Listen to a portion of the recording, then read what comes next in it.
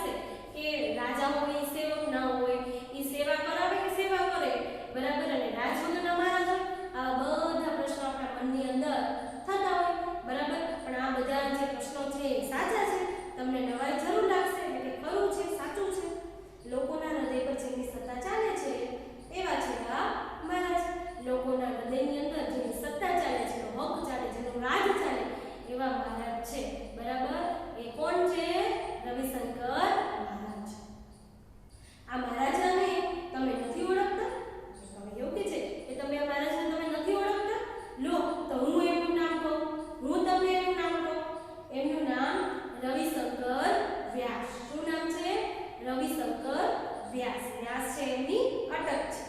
હજી ઓળખાણ ના પડી તમને, હજી ઓળખાણ ના પડી.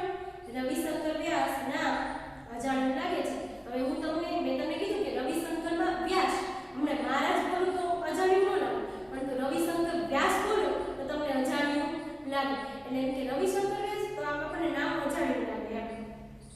અરે એ જ એનું કયું નામ છે અને વ્યાસ એ જ એની સાચી અટક છે. વ્યાસ છે એની સાચી અટક છે અને રવિશંકર એનું સાચું નામ છે. આ તો એમના લોકહિતના કાર્યોથી, એમની નિસ્વાર્થ પ્રવૃત્તિઓથી લોકોએ જ એમને મહારાજનું બિરુદ આપ્યું છે. જો હવે કેવી રીતે મહારાજ બન્યા એની આપણે ચર્ચા કરી કે લોકહિતના કાર્યોથી. લોકહિત એટલે લોકોના માટે, લોકોની હિત માટે. હિત બરાબર, હિત એટલે કે સારું કરનાર, એને આપણે હિત કહીએ. એટલે એમ કહે છે કે લોકહિતના કાર્યો માટે, લોકહિતની સેવા માટે બરાબર એવા જે કાર્યો કરે એને, એવા કાર્યો કરતા હતા રવિશંકર બરાબર. એટલે એને શેનું બિરુદ મળ્યું? મહારાજનું બિરુદ મળ્યું. બાકી એનું સાચું નામ શું હતું?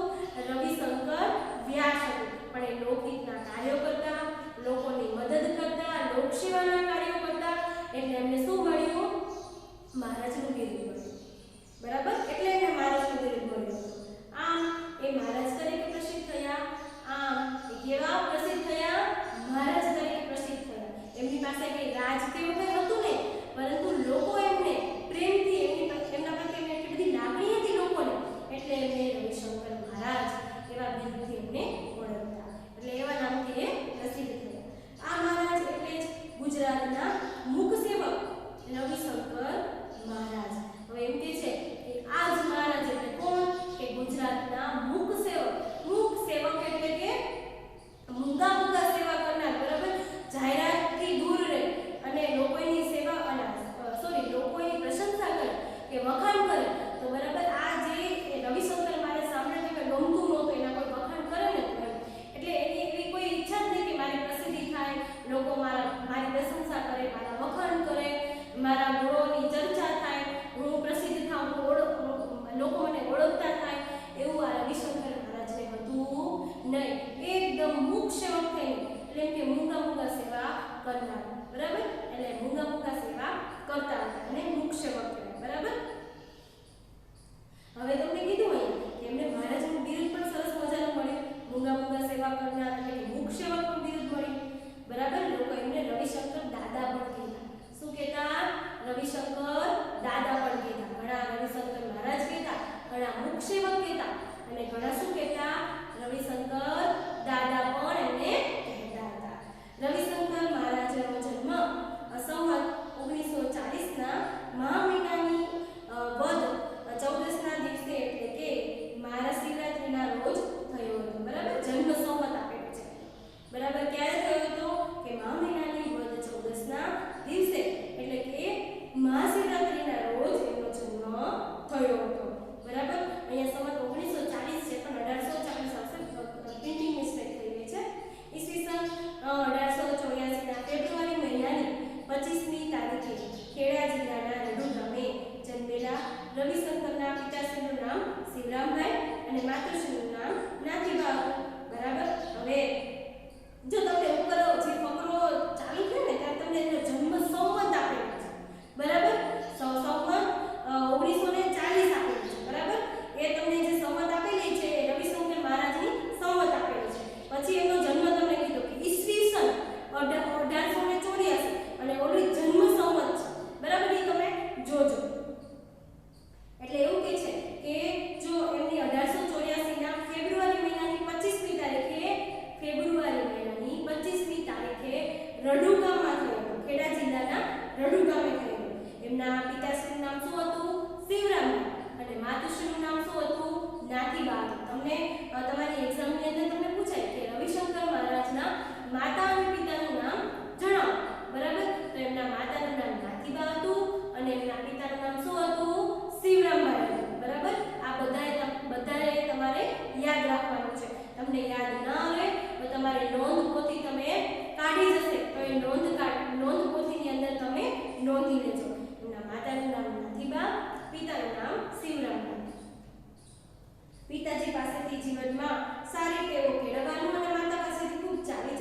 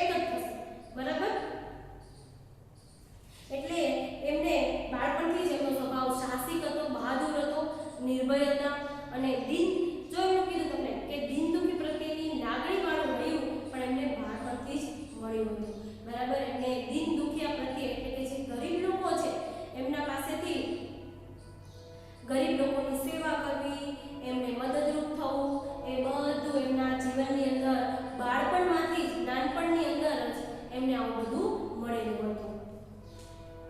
બાળપણથી જ એ ઘરના નાના મોટા કામોમાં મદદ કરતા હતા. હવે બાળપણથી જ એ ઘરના નાના મોટા જે કામો હતા એની અંદર એ મદદ કરતા. ઘરમાં કોઈ પણ કામ હોય, પછી પોતું કરવાનું હોય કે પછી વાળવાનું હોય, આ બધું કામ કોણ કરતું? રવિશંકર મહારાજ. નાના મોટા કામોમાં એ મદદ કરતા.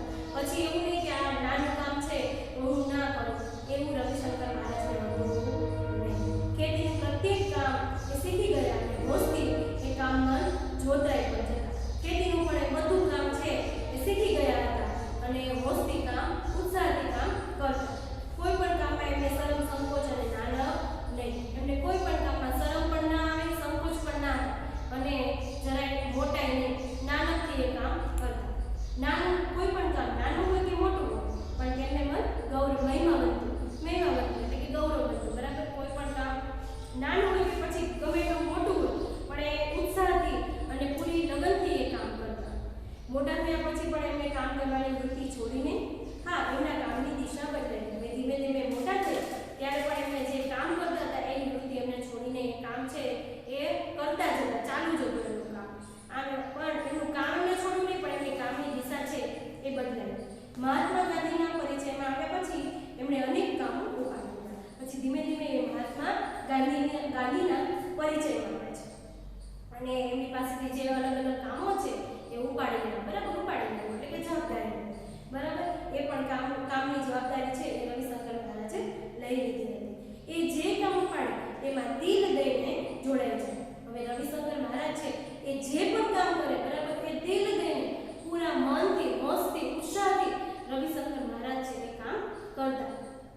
મહાત્મા ગાંધીએ તો કહેલું પણ ખરું, બસ મહારાજની આ જ ખૂબી છે, એમને જે કામ સોંપો તેમાં એ પોતાનો આત્મા રેડી દે છે. મહાત્મા ગાંધીએ એમના વિશે સરસ મજાનું વાક્ય કીધું હતું કે મહારાજની આ જ ખૂબી છે. બરાબર? ખૂબી એટલે કે સરસ મજાની એમનામાં આવડત છે. ખૂબી એટલે કે આવડત. અને ખૂબીનો વિરુદ્ધાર્થી, જો પેલો સમાનાર્થી શબ્દ ખૂબી તો આવડત, બરાબર, અને ખૂબીનો વિરુદ્ધાર્થી શબ્દ જોશો તો આ ખૂબી તો ખામી. બરાબર? ખૂબી એટલે કે સારી આવડત હોય અને ખામી એટલે એનામાં કંઈક ગુણ, એને આપણે ખામી કહી શકાય, એનો વિરુદ્ધાર્થી શબ્દ છે. બરાબર? એટલે ગાંધીજી એવું કહેતા હતા કે એનામાં સરસ મજાની એ તો ખૂબી છે કે જે કામ ઉપાડે, જે કામ એની માથે લે, જેની જવાબદારી લે, એ કામ છે એ પૂરું મહેનતથી પોતાનો આત્મા રેડે એટલે કે પૂરા લગનથી, મનથી કરતો. એમ કોણ કરતું? રવિશંકર મહારાજ. તેથી જ એમનું કામ ઝળકે છે. એટલે એમ કહે છે કે એથી તો એનું કામ શું થાય છે? ઝળકે છે. ઝળકવું એટલે કે ઝળકે એટલે કે ઝળહળવું, સારું લાગવું, એમનું કામ સારું લાગે છે અને તેથી વધુ સારી અસર પડે છે. એનાથી તો એમનું કામ સારું લાગે છે એટલે એની સારી અસર પડે છે. બરાબર? સારું કામ હોય તો એની સારી અસર જ પડે, ખરાબ કામ હોય તો એની ખરાબ અસર પડે. આ તો સાચું હકીકત જ છે. ગાંધીજી સાથેના પરિચય પછી એમણે ભારતની આઝાદીની લડતમાં ઝંપલાવી. હવે ગાંધીજીના પરિચયમાં આવ્યા, ગાંધીજી સરસ મજાનું એમના વિશે વાક્ય કીધું. બરાબર? પછી તો એમને ગાંધીજીના પણ અનેક નાના મોટા જે કામો હતા રવિશંકર મહારાજે ઉપાડી લીધા હતા. બરાબર? અને આઝાદીની લડતમાં પણ ગાંધીજી જે સત્યાગ્રહ કરતા, જે આઝાદીની લડત દેશ માટે, આઝાદી ત્યારે તો આઝાદી મળી નથી એટલે આઝાદી માટે જે પણ પ્રયત્નો કરતા એ ગાંધીજીની સાથે મદદ પણ કરતા અને અનેક નાના મોટા કામો છે ગાંધીજી પાસેથી પણ એમને લઈ લીધેલા. બરાબર? માથે જવાબદારી લઈ લીધી કે આ કામ હું કરી શક્યા. એટલે આ રીતે આઝાદીની લડતમાં પણ એમને જંપલાવ્યું. એમાં પણ એમણે ઘણી બધી પોતાની જે સેવાઓ છે એ રવિશંકર મહારાજે આપી હતી. યજમાન વૃત્તિનો ધંધો છોડ્યો, વિલાયતી કપડાં છોડ્યા, ગામ, ઘર બધું છોડી એ રાષ્ટ્રના કામમાં લાગી ગયા. શું કર્યું? પહેલા તમને યજમાન વૃત્તિ એટલે કે બ્રાહ્મણ હોય એ જે અલગ અલગ એમનો એ જે ધંધો હોય કે અલગ અલગ મંત્રો કરવા, પછી એ વિધિ કરવી, એને યજમાન વૃત્તિ કહેવાય. બરાબર? તો રવિશંકર વ્યાસ હતા અને પોતે બ્રાહ્મણ હતા. બરાબર? એટલે યજમાન વૃત્તિનો જે ધંધો છે એ છોડી દે છે. પછી શું કહે છે કે વિલાયતી કપડાં છોડ્યા, ગામ, ઘર બધું છોડી એ રાષ્ટ્રના કામમાં લાગ્યા.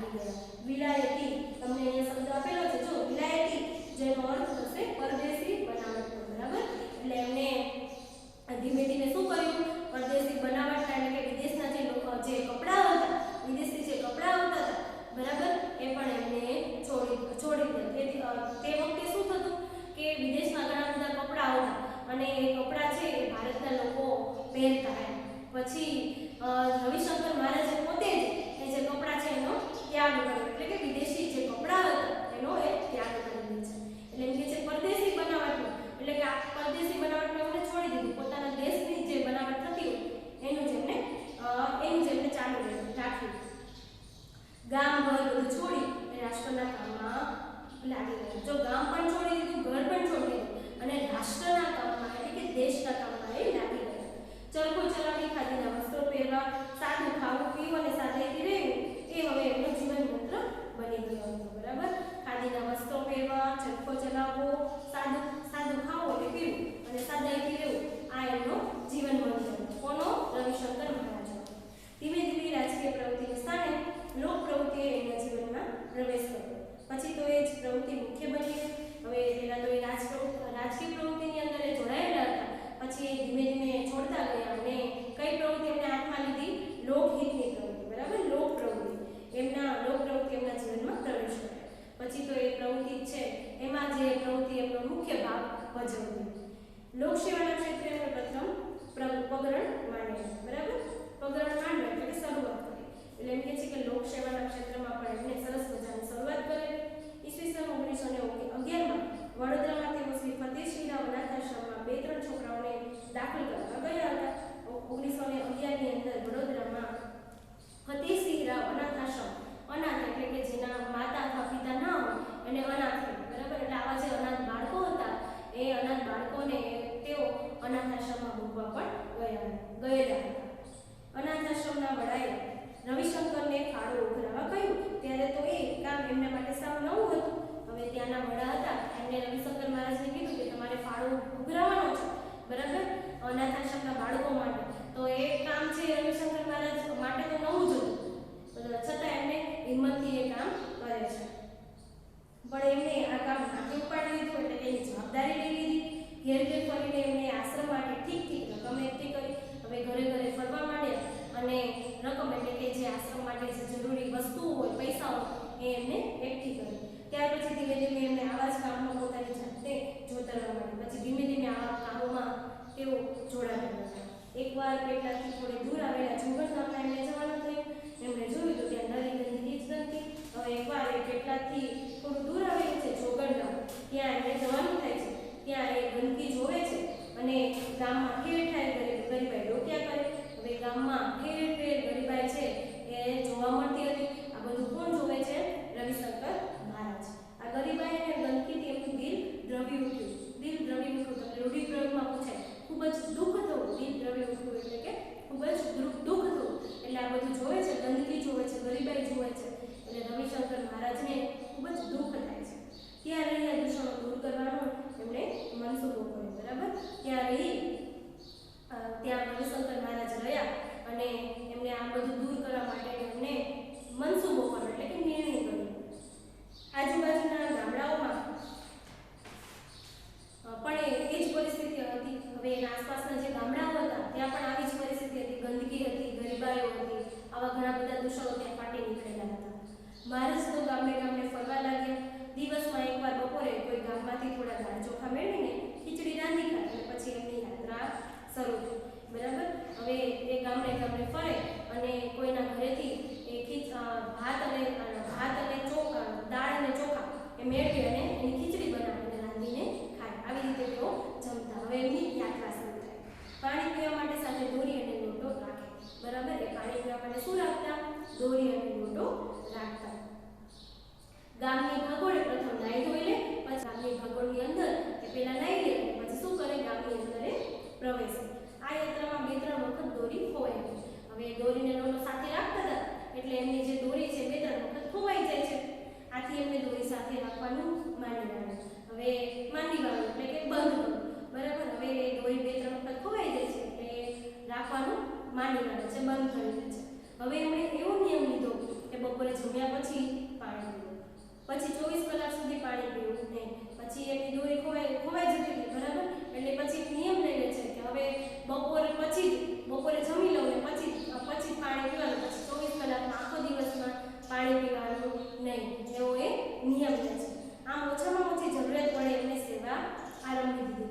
આમ ઓછામાં ઓછી જેટલી જરૂરિયાત હોય, જે ખૂબ જ જરૂરિયાત હોય તો જ તે એમ એટલે આવી રીતે એમની જે યાત્રા છે એમને આરંભી દીધી. તો બાળમિત્રો, તમારે મેં તમને આટલો જે પાઠ સમજાવ્યો એના ઉપરથી તમારે હોમવર્ક કરવાનું છે. મેં તમને થોડા અઘરા શબ્દોની પણ સમજૂતી આપી દીધી છે.